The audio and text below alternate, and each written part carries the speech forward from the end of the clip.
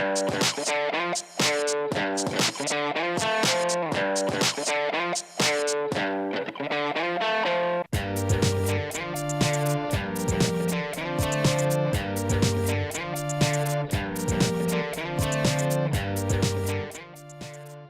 begin, if I may, with you, Monica. So as I understand it, your interest in Black dandyism came about as part of your dissertation. So I'm curious, at the graduate student phase, what sparked that interest, and how did you develop those ideas? When I was in graduate school, I was auditing a course actually on W.E.B. Du Bois's classic text, The Souls of Black Folk, that was being taught by Cornel West. And I was doing a little bit of research in library, and I came across a political cartoon of Du Bois dressed as a dandy, and the cartoon was really kind of lambasting him, and really pointing to his dress as a dandy as something that was completely alien to or kind of in excess of any of his kind of political ideology or you know what popular conceptions at the time would have been of what it meant to be a black man or a race man. I was confused by this because, you know, in the black community that I was a part of or grew up in, you know, you come to an event dressed and ready to go. If you're given a platform, you show up for it in a way that is respectful of your audience, and in particular at that time period, I thought respectful of your education and your mind, right? I mean, of the mind's ability. So I was confused by this, and I said, well, why would being really snappy as a dresser be something that could be so politically dangerous? Right? I didn't understand it. So I started doing some research about Du Bois himself, which was fascinating to kind of learn about his own desire for and kind of mobilization of fancy dress, nice suits, fine linen. He was top hats. I mean, he was very into all of that. To learn about his own kind of clothes story, but then also eventually did a lot more research about what it means for Black people who are not considered to self-represent, right, in proper ways. What it means for those people to appropriate fancy dress, what it means for them to appropriate what seems to be standard business dress, right? So what it means to be a black body in X type of clothing, right? So that's how it started. The personal piece also had to do with a kind of long-standing interest in but kind of unconscious use of clothing myself. I grew up in a very in a relatively homogenous community in southeastern Connecticut. There are very, very few people of color there. I realized as I started doing this research that for me, clothing has this very interesting valence in which sometimes people in marginalized situations, right, use clothing on the one hand to make themselves visible, or on the other hand, and I think of myself in high school, to make themselves less visible or invisible, right, to either fit in or stand out. So I had been thinking about clothing and Black identity and marginalization and the way in which clothing has this particular power to create hypervisibility and create invisibility at different moments and different times and across the lifetime of people or across the history of a people. So you covered a wide swath period of time in your research. Mm-hmm. How did Black dandyism change over the period? Oh, it changed immensely. Dandies appear or become problematic during moments of transition, right? When something is changing politically, when something is changing culturally, when there's a shift in power relations, whether that power has to do with like racial hierarchies or how we think about sexuality or gender, right? That's when kind of dandies see a in, right? And become these kind of really interesting signifiers of those changes and those tensions, right? So for me, I wanted to pick out moments, signal moments of transition when dandies kind of came up, right? And were telling us something, right? About how Black people saw themselves, how they were being seen, right? About the way in which, you know, Blackness is often mapped onto deviances of gender or sexuality. I mean, the way in which those things changed over time. So it became a way for me to chart that, but without having to write, 700 pages. Carolyn. Yeah. Marie Antoinette and her fashion statement. What sparked that interest? I was interested and had always been interested in history and cultural history, and so my dissertation and my first book were about the demise of the French monarchy in the 1790s and the declaration of the First French Republic. What fascinated me was that all of these long speeches about kind of political equality and new rights for citizens and little asides by these very serious Jacobin militants about Marie Antoinette's outfits. So I kept a little set of Post-its and a sheaf of notes about mentions of Marie Antoinette's clothing during the French Revolution. And there were enough of them, and they were specific enough and colorful enough. I decided that I needed to go back after I'd finished that book and try to understand better what were the kind of cultural factors and biases and determinants that were shaping these very specific reactions to her clothes. And what I found was something immensely interesting, which was the idea that the king and the royal court were gods on earth. They were of an essence that was superior to the rest of humanity, that was supposed to show through in their clothes. It was supposed to show through in the amount of gold on their jackets and in the height of their heels and the silk of their stockings. And so Marie Antoinette entered a culture that by definition was obsessed with clothing, but there was a huge distinction between being obsessed with clothing and being interested in fashion as a vehicle for novelty or individuality. And Marie Antoinette, being at Versailles and being young and being very unhappy also in her marriage with a husband who wouldn't give her children for the first 7 years, she had to find something else to do, and she got really interested in looking elegant and looking chic and changing her look with a kind of a rapidity that was unprecedented in European culture generally and unprecedented specifically in a royal figure. So she really became the first European fashion celebrity. People literally would trample each other at the opera to see what she was wearing in her hair that day. Her favorite thing was, for a while, that was very literally raised her profile in Paris, was this 3-foot-high hairdo called the pouf. And it was like this kind of architectural structure that was made with her own hair and then a bunch of fake hair and chicken wire and powder. And then you could install different little scenes. It was called a pouf à la circonstance, so you could comment on current events. And she had a replica of a particular battleship that won a big battle against the British in our War of Independence. She had that put at the top of her pouf, fully rigged, one day when she went to a party, and her hairdresser who had helped her create this look proudly reported afterward that X number of ribs were broken, X number of ankles were sprained, and one person was killed in the stampede to try to see what the Queen was wearing. So she really rewrote the script for what it meant to be a royal woman, and we take that for granted now in an age when people are always commenting all the time on what public figures are wearing, but that was something immensely new that started with her, and that then for a number of different and often kind of seemingly contradictory political reasons got her in a lot of trouble during the French Revolution. Carolyn, it was interesting that you talk about the royal court, because for me, one of the first kind of set of black dandies that I was able to identify were also present in European courts, right? And they come to kind of prominence and celebrity at exactly around the same time that Marie Antoinette is doing what she's doing. There were a series of slaves actually who were taken from West Africa, sometimes via the Caribbean, and brought to royal courts. In particular, the cases I study are mostly in England, but it happened everywhere, where they were adopted by royalty or the aristocracy and dressed up, right? And sometimes taught the kind of genteel arts.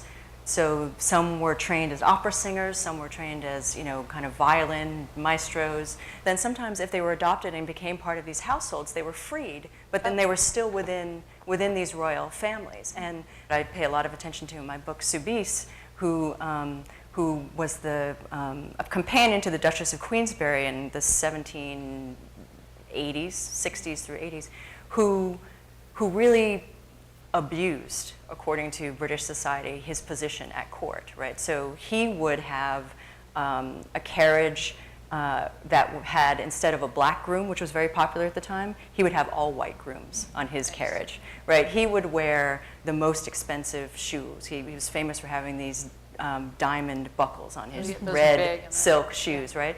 He would like rent the most expensive box at the opera and like just be very prominently in the public. I mean, he was often in really difficult social positions because he would also go to coffee houses in London where slaves were being sold, right? So he would be the one opulently dressed black person in this coffee house while his fellows, were being sold in the same places. He also would receive letters sometimes from other free black people saying, "Watch it.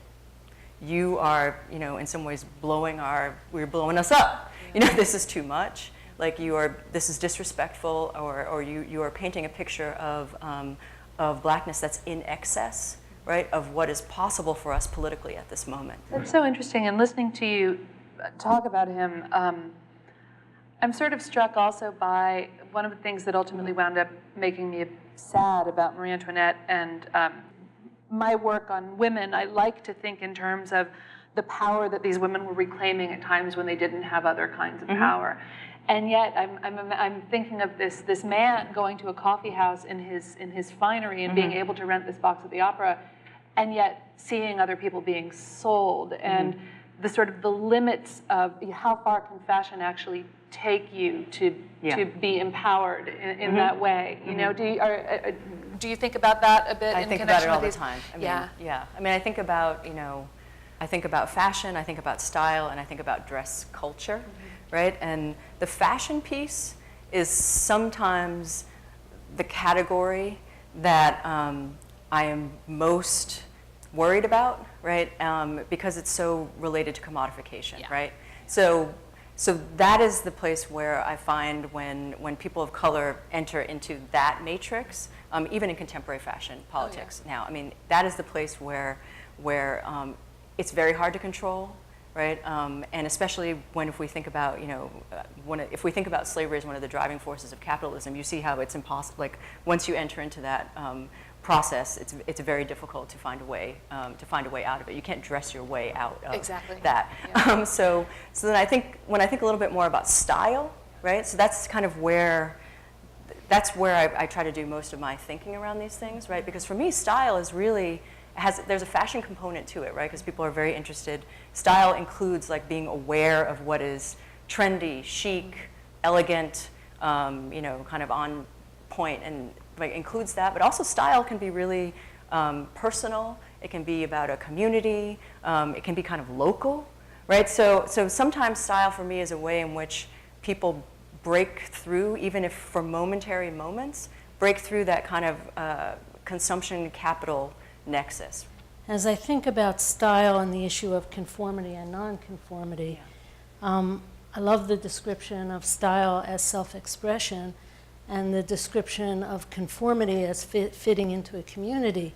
So Marie Antoinette was a style-conscious person who was a nonconformist. Absolutely. Is that a form of very adamant self-expression? Yeah, no, it was, and that's where. Well, since I had this operation, I was recently binge watching this terrible Amazon series called The Royals, where Elizabeth Hurley plays the Queen of England, and one of Elizabeth Hurley's mantras is, "Nobody cries for the Queen." But so nobody cried for Marie Antoinette at a time when so many people were starving and the aristocracy was paying no taxes and the clergy was paying no taxes and there was terrible injustice in France, and yet Marie Antoinette had a really kind of sad and horrible life in its way, and fashion did become the place where she tried to assert some kind of agency and express such a self as she was able to develop, being a girl who was sold off basically in marriage at the age of 14, moved to a foreign culture, never saw her mother or most of her siblings again, and was guillotined at the age of 37. And so in between arriving in France at age 14 and being guillotined at the age of 37, she found herself in this really peculiar position, which was of having exactly no community. She was supposed to always and everywhere just be incarnating the principle of absolutist monarchy. But she was a teenage girl who was interested in clothes. And she famously, when she got to Versailles, it was a big privilege to get to wear these certain kind of awful, gigantic hoop skirts and heavy trains and special tight corsets that only the most royal people got to wear that made you pass out every time you tried to laugh. Those were great privileges and markers of a particular world order. And she hated them, and she referred to the women who wore them as centuries and packages. Like, well, those old bags, I don't want to look like that. I think I want to put a windmill on my head. And she hated all the court ceremonial at Versailles. She loved these sort of whimsical contemporary fashions, like the pouf headdress that I mentioned. She had a little toy farm, some of you know, built on the grounds at Versailles. And one of her Caribbean looks was she pioneered, I know, I mean, I say it with all the scare quotes that deserves, but she pioneered these kind of Creole looks, which were white muslin dresses that lent themselves more to kind of frolicking around with her perfumed flocks of sheep and milking her cows in her little toy dairy. And those were called Creole looks because the white muslin was sent all the way to the West Indies to be bleached and laundered and then sent back to France. And it was something that apparently French women on the plantations in the French West Indies had discovered as just kind of cooler fabric than all the heavy French silks that they had been wearing at home and had brought from home. So Marie Antoinette kind of brought this touch of créolité to the Petit Trianon that was also really just kind of a personal style choice. But at a certain moment when the tide started to turn against the royal family, she hunkered down and decided that after all, she wanted to be this kind of figure of majesty and might, and majesty under fire and royalty under pressure. And so she hated diamonds. But as soon as 1789 came around and the Bastille was stormed, every time anybody saw her at Versailles, she was decked out in all the diamonds she had. And it was this very kind of conscious choice to sort of hew to a principle that she had had the luxury of being able to suspend while she was sort of exploring her creative side and her stylish side in the 1770s and 1780s. And she essentially turned herself during the Revolution into this kind of icon of royalist fervor. She was much more adamant than her husband, Louis XVI, about the idea that the monarchy had been placed on earth by God, that the peasants who were trying to rise up against them were going against the will of God. And so these color choices that I mentioned that came up in the political oratory about her were very coded and very deliberate. So purple was the color of royalty, and green was the color of the most royalist of all the Bourbon princes, her brother-in-law, the Comte d'Artois. And so at a certain moment in 1791, when the revolution was really turning radical and the tides were turning even against the possibility of a constitutional monarchy, she went everywhere in purple and green. And she made her ladies-in-waiting wear purple and green. And there are stories that when a lady-in-waiting of the Queen's went out in that clothing, she would get attacked by a mob in Paris. I mean, she would get stabbed, she would get attacked and beaten. So clothing became this intensely politically charged system around her body. But it was something that really had kind of followed an evolution in her own style, from wanting to express herself, wanting to have fun, wanting to be creative, wanting not to have to conform to this very boring and bloodless monarchical type, to deciding, oh no, I better do that type, and I better do it to the max, because otherwise we're in trouble. And as indeed they were.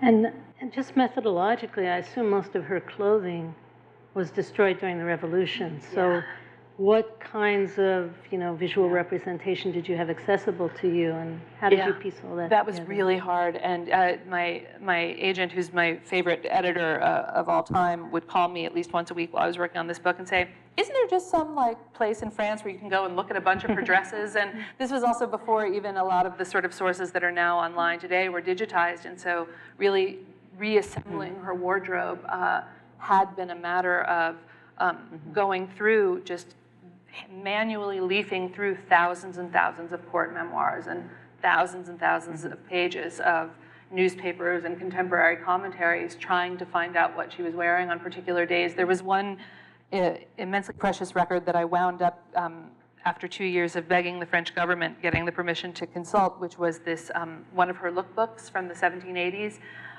It was called the Gazette des Atours, and it had little swatches on every page of different fabric with a description next to it of what the dress was. And Dame des Atours, the woman in charge of her costume, her dresses, would come every morning and she would prick with a pin the different outfits she wanted to wear for the day, and there were multiple costume changes. And so that was a really amazing record to get to see. You can still see the pin pricks in some of the fabric, and you can see that some of the dresses were never worn, were never picked.